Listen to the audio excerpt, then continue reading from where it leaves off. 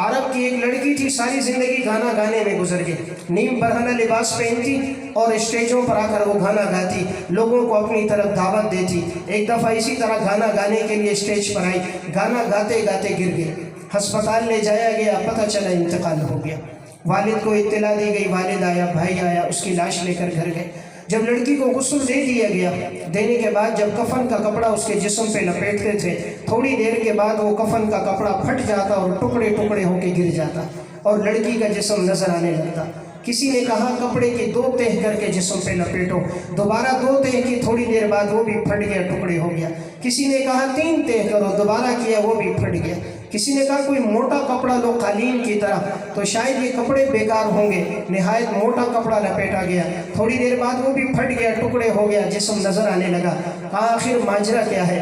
کسی عالم سے پوچھتے ہیں۔ قریب میں ایک شافعی مسلک کے بڑے عالم تھے، ان سے پوچھا حضرت لڑکی کے جسم پہ جب ہم کپڑا لپیٹتے ہیں وہ پھٹ جاتا ہے، جسم نظر آتا ہے، آپ بتائیے اب کیا کریں ہم؟ اس عالم کو اللہ نے فراست دی تھی، اس نے کہا یہ بتاؤ لڑکی نے زندگی کس میں گزاری تھی؟ اس نے زندگی کس میں گزاری تھی؟ انہوں نے کہا زندگی تو نیم برہنہ لباس پہنتی تھی، اسٹیجوں کی زینت بنتی تھی، گانا گاتی تھی، زندگی تو اسی میں گزاری۔ اس عالم نے کہا جب اس نے زندگی بھر اپنے جسم پہ کپڑا نہیں ڈالا، کبھی باپ نے نہیں کہا اپنے جسم کو ڈھک لے، کبھی بھائی نے نہیں کہا تو اپنے آپ کو پردے میں رکھ لے، جب ساری زندگی اس نے اپنے جسم پہ کپڑا نہیں ڈالا، اب اللہ بھی گوارا نہیں کرتا اس پہ کفن کا کپڑا آ جائے، اب اللہ بھی نہیں گوارا کرتا اس پہ کفن کا کپڑا ہے۔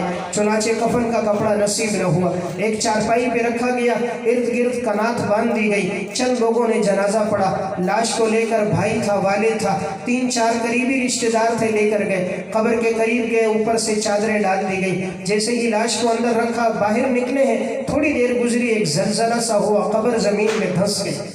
آگے کیا ہوا وہ اللہ ہی جانتا ہے۔